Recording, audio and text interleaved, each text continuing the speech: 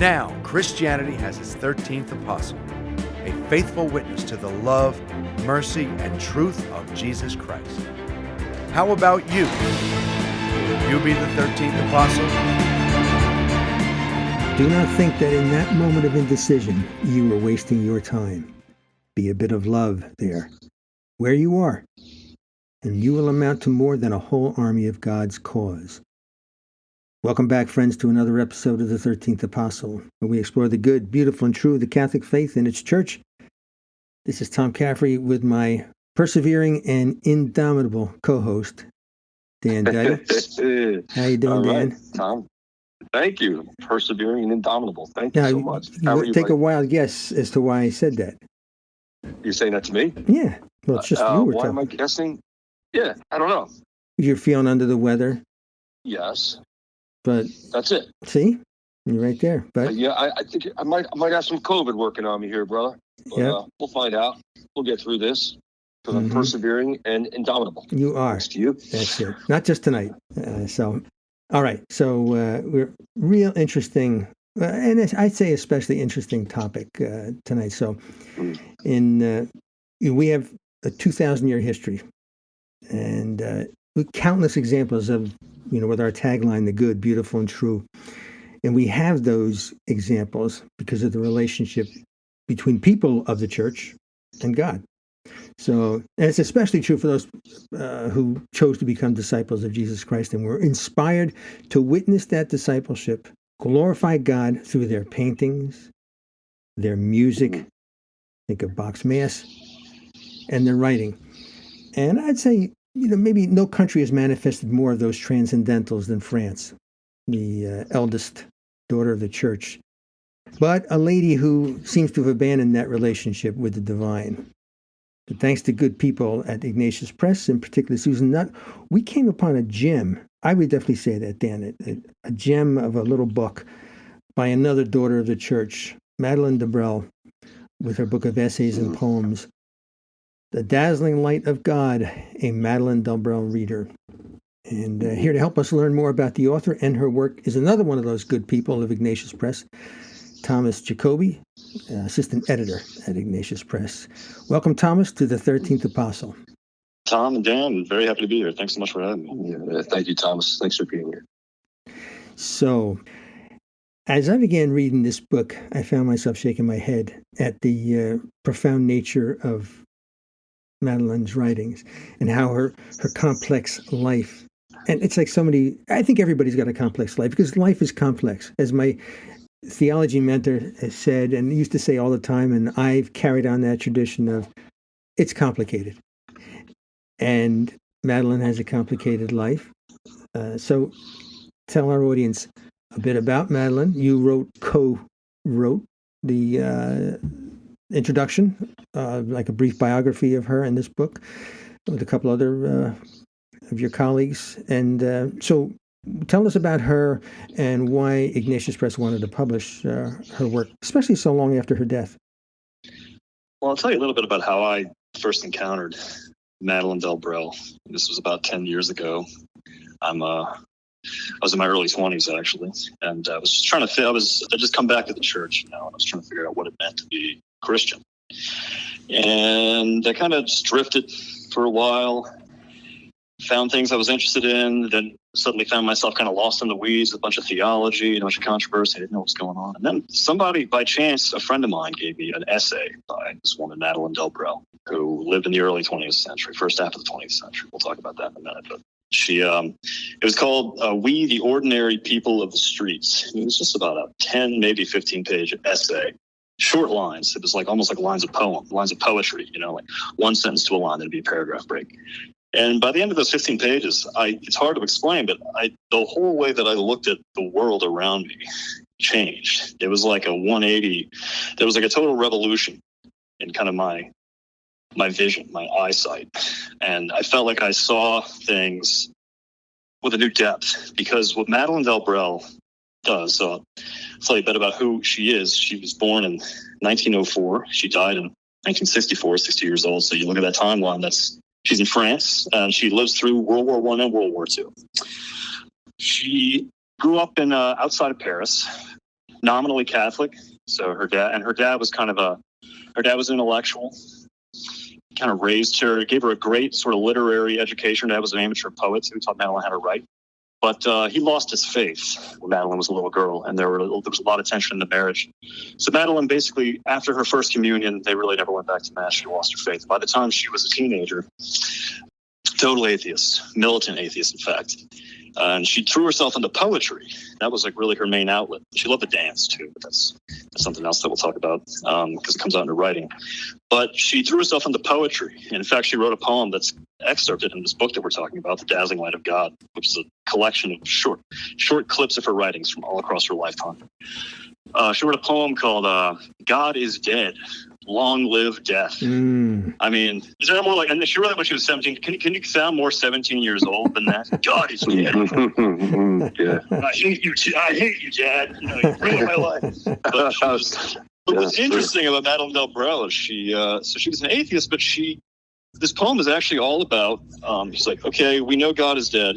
Let's live as though that's true. Because she was very intellectually honest, you know? So it's like, if we're going to say we believe this thing, let's stop doing this, half-heartedly. Let's stop being lazy about this. Let's start acting like it's true.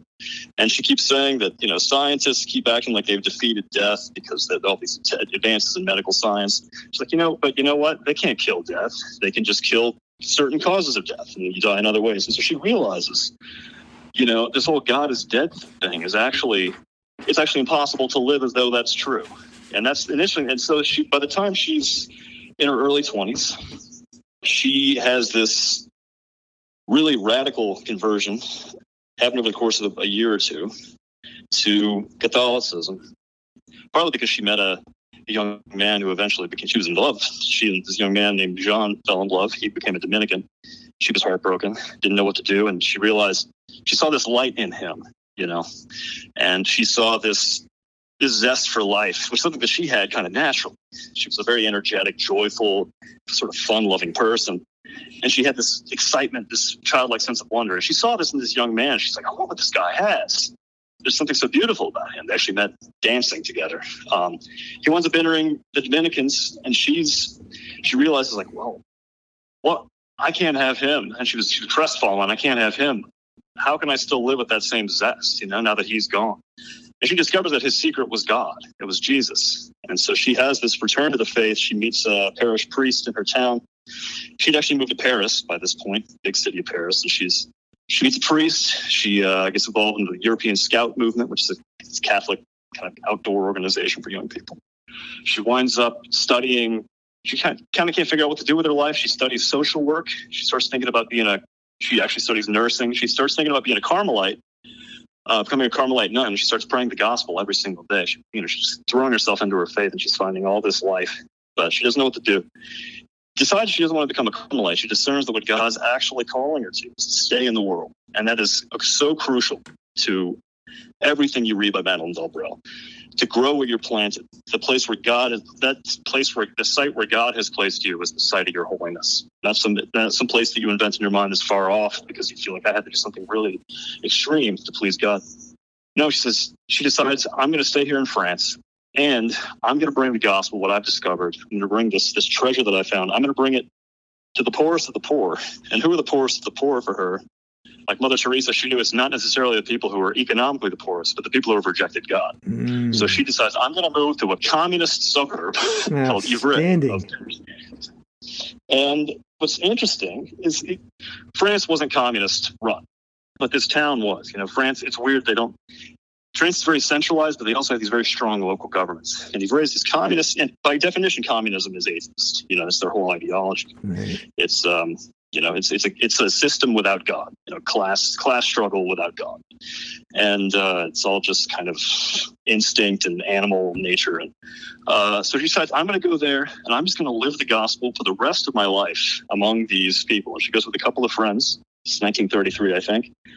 And she does that. She goes and she lives the rest of her life in Ivry, France, and until she dies in 1960. And she spends the rest of her life quietly, sometimes mostly quietly, evangelizing these people through good works, through friendship, through her work as a social worker, where she would help orphans, she would help, broken families, and also just through her charity, her goodness as a human being. Often it wasn't given that much opportunity to share the gospel explicitly. But her sense was that people need to see that Christians are good before they can believe in the specific doctrines of our faith. Step one, Christians are good. And she wrote extensively. She would stay up late at night writing every single day. That was kind of her way of prayer, actually. That was her way of kind of grappling with what she was experiencing. She was just addicted to writing, so to speak. And she would stay up till 2 a.m. And often her essays kind of trail off because she's literally falling asleep at the desk. Like, what is she saying? You realize, okay, she was literally falling asleep. Anyway, but she died in 1960. Was dearly beloved by the town of Ivry. So definitely by her she was very respected by her fellow social workers. She was actually the head of the whole Department of Social Services event after about 10 years there. Even though they knew she was Catholic, which is interesting. They were these rabid atheists, but they couldn't deny how strong and how noble and integrated and courageous she was, and how good. And so she died in 1960. The whole town was at her funeral. And since then, her writings have she writes a lot of essays in this very short, condensed, very sharp style, all about the experience of living ordinary lay Christian life, living the gospel in the everyday, in the nitty-gritty of the everyday. And these writings have spoken to so many people across Europe, and they're finally making their way here to the U.S. And she's actually, in 2018, she was declared a venerable by the Church, by the Vatican. So she's on her way to being blessed. She's on her way to being blessed, Madeleine Delbrêl. Beautiful. My goodness. She writes about the streets and neighborhoods, and it's very inspiring, Thomas, to us suburbanites here, that we can get our best we can get our best work done, right here in our very own street, but the whole notion of see the good first is what really invites people to open their door. She actually has a page here, The Street, Site of Our Holiness. And I want to let our audience know that this is about 140 pages, this book, and there may be 70 texts, separate texts. So in this culture of blink an eye and you're on the next thing, these are short, but they're powerful. My wife and I have really enjoyed this book, and I especially like the one on silence and the one right next to it on poverty. So yeah, it's wonderful, absolutely wonderful. Go ahead, Tom. Dan and I were talking about this beforehand, and I guess if you didn't read the back cover, it's really uncanny the parallels between Delbrêl and Dorothy Day. And of course, then looking on the back cover, you see at least a couple authors, Larry Chapp, who we also had on for not that long ago for a couple of episodes. And it's just to look at her background, to look at her broken heart, which Dorothy Day experienced, to look at her profound loneliness, which it's written, profound loneliness that she experienced after the breakup of her one true love, it seems.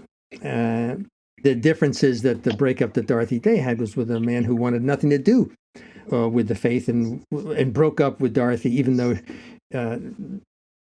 just didn't want anything to do with the faith, so he took off. But then a special person, in Madeleine's case, it's a priest. In Dorothy Day's, it's like a park bench theologian who has a bright mind, and Peter Morin. It's so fascinating, and the experience with the communists.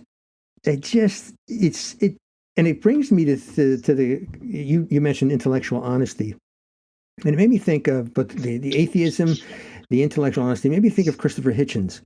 Now, one reason not to like Christopher Hitchens was because he made on one hand he made a point about going around the country, around the world, to try to bring down the faith. Although I'm not 100% sure about that.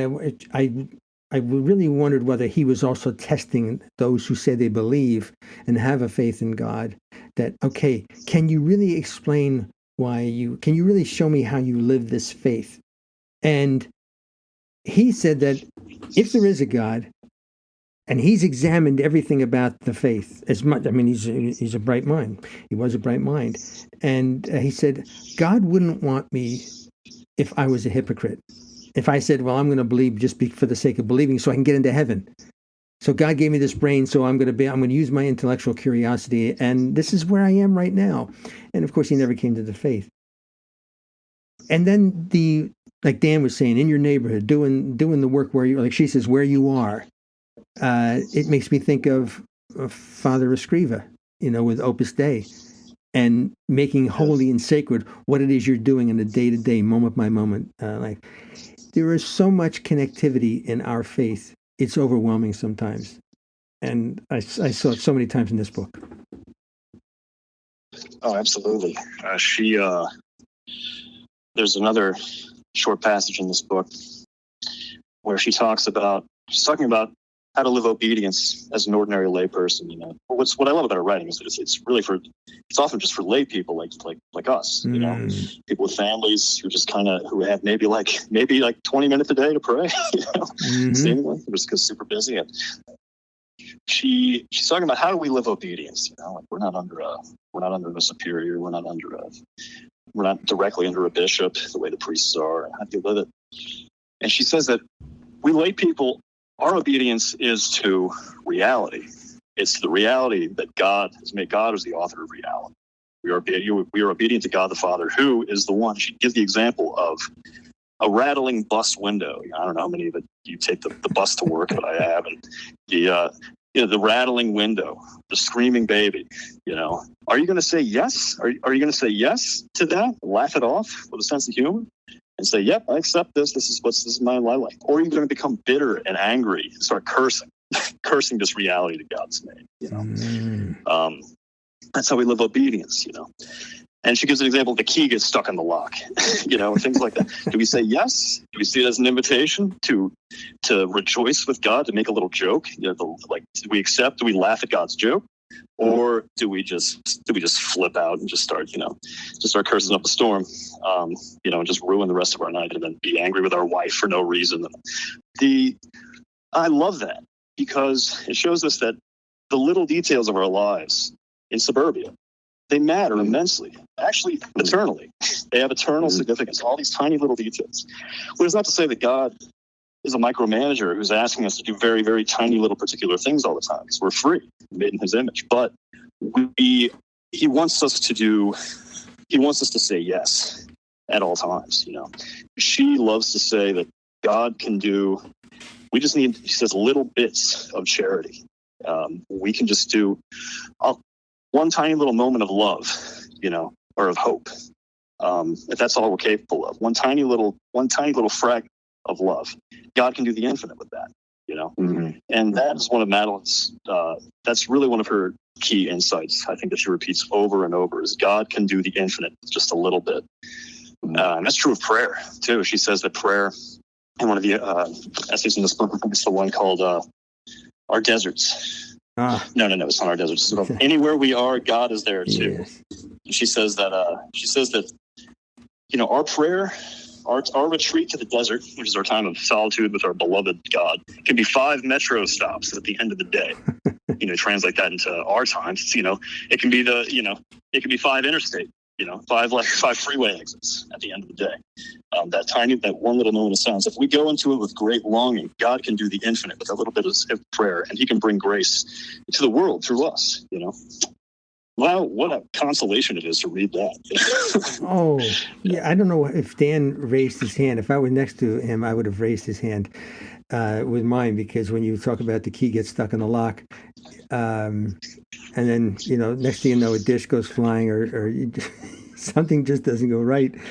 And Dan, I think you've done that. I don't know. Did you? How about the mess? All the bottles fall out, the Advil bottles. Oh, my gosh. This turkey's undercooked. Oh my gosh, we got to put it back in the oven, or use it as a football. Yes, Thomas, I know that you're familiar with St. Francis de Sales, and in my talks that I give to a lot of youth, especially at a Catholic school, I refer to him. And I'm just paraphrasing. As you know, he has a saying that I live by, nature is perfected by man, and man is perfected by the Spirit. The Spirit is perfected by love, and love is perfected by charity, love in action. And I implore our young people to use their voice, because their created voice, because it's here to their finished creation here on earth, that we actually play a role in this. And you're right. And she is so inspiring, because she takes the time to share with us her created voice, and it actually inspires others to do the same, to put pen on paper. Correct? Yeah. And I have to ask you, you mentioned dancing, and you grabbed my interest. What's up with that? Yeah, so from the time she was at least a teenager, she loved to dance.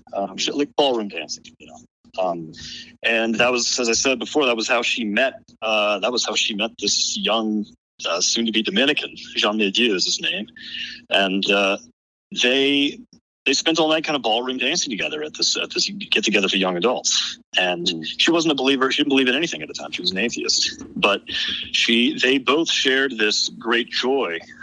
It was they love music, and what music is. Music turns time. Music, which is seemingly pointless, it turns time into something. The passing of time, the empty passing of time, into something beautiful and ordered. And dancing, it's like you're participating in that. You follow it. You follow that, and you listen carefully to it, and you follow its movements. And you have to be active. You have to take the steps, but you also have to be very receptive and passive. You can't just make up some dance on top of it. You have to follow the rhythms. You have to follow when it goes soft. You have to kind of lighten your moves, and also you have to be receptive to your partner. That's even more important in a way. And she saw that eventually. After her conversion, she realized this is the image. She has an essay in this book called "The Dance of Obedience." And I want to mention that every little essay in this book is usually they're about a half page long. I would say 2 pages, 3 pages at the most. Most of them a page, a half page. And it's actually perfect for Madeleine Delbrêl, because she loved these tiny little moments. We don't have 3 hours to read. We can just have 10 minutes. We can do a lot. So she has this essay called "The Dance of Obedience." And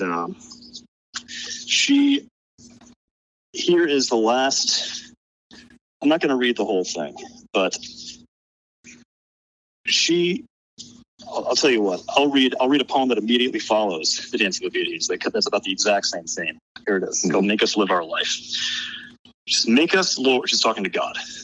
Make us live our life, not as a game of chess in which everything is calculated, not as a game of sport in which everything is difficult, not as a problem that racks our brain, not as a debt to pay, but as a party, as a ball, as a dance, in the arms of your grace, in the universal music of love. Lord, come and invite us. And in The Dance of Obedience, she has very similar. So I'll read you the first couple of stanzas here. This is The Dance of Obedience. She's talking to God again. I think perhaps you have enough people who always talk of serving you with a captain's tone, of knowing you with a professor's air, of achieving you with the rules of a sport, of loving you as an old couple loves each other. One day, when you wanted a little of something else, you invented St. Francis, and you made him your juggler. It is up to us to let ourselves be invented in order to be joyful people who dance their lives with you. To be a good dancer with you, as elsewhere, we don't have to know where this leads. We have to follow you, to be joyful, to be light on our feet, and above all, not to be rigid. We don't have to ask you for explanations about the steps it pleases you to take. We must be like an agile and lively extension of you, and receive through you the transmission of the orchestra's rhythm. We should not want to advance at all costs, but accept to turn, to go sideways. We must know when to stop and glide instead of walking. And these would only be stupid steps if the music did not harmonize with them. Yeah, I love that. I love the image of music as far as that is how God communicates with us. It's something beautiful into which we like kind of flow over, collaborate with. Well, yeah, so beautiful. That's a great way to wrap it up. That's wow. You got the intellect and able to put these words together about something that's so right brain in terms of the arts, the other aspect of the arts. We've got the writing, we've got music. It's beautiful. Thomas Jacobi, we thoroughly enjoyed the conversation. Thank you, Thomas. It's just wonderful. Tom and the indomitable Dan. I'm very pleased with you. Well, that's funny. Wishing you. Tom's not indomitable. I hope he's indomitable too. I was thinking this before the episode that I've often used adjectives in front of Dan's name, but there's never been an adjective in front of my name. I'd rather keep those quiet, Tom. Thomas, thanks so much. We thoroughly enjoyed the conversation. It was such a pleasure. Thank you all. Honored to have been. Thanks. Yeah, thanks so much, Thomas. All right, thank you. All right, stay tuned, folks, for the Angelus and your prayer intentions with Peter and Jemmy. WQPHradio.org. Another great conversation. Thanks again to Ignatius Press, Susan Nutt, and all the others at that crew, and of course our home team, WQPH Radio, Mary Ann Harold, Gene, James, Tom, and the rest of the crew. Thanks. God bless you, Danny. Amen. God bless you, Tommy, and God bless you all. On behalf of everyone here at WQPH, we would like to take a moment to congratulate Thomas R. Caffrey from the 13th Apostle broadcast. He published a new book available on Amazon.com called A Boy for All Seasons, But a Man. Boys Need a Hero's Journey to Reach Virtuous Manhood. You can get that on Kindle or at Amazon.com. Thank you for listening to the 13th Apostle with Dan Duddy and Tom Caffrey. For more information on Dan, visit his website at www.danduddy.com or email dcduddy@gmail.com. Tom's website is faithpilgrims.com or email trcaffrey@faithpilgrims.com. How about you? Will you be the 13th Apostle?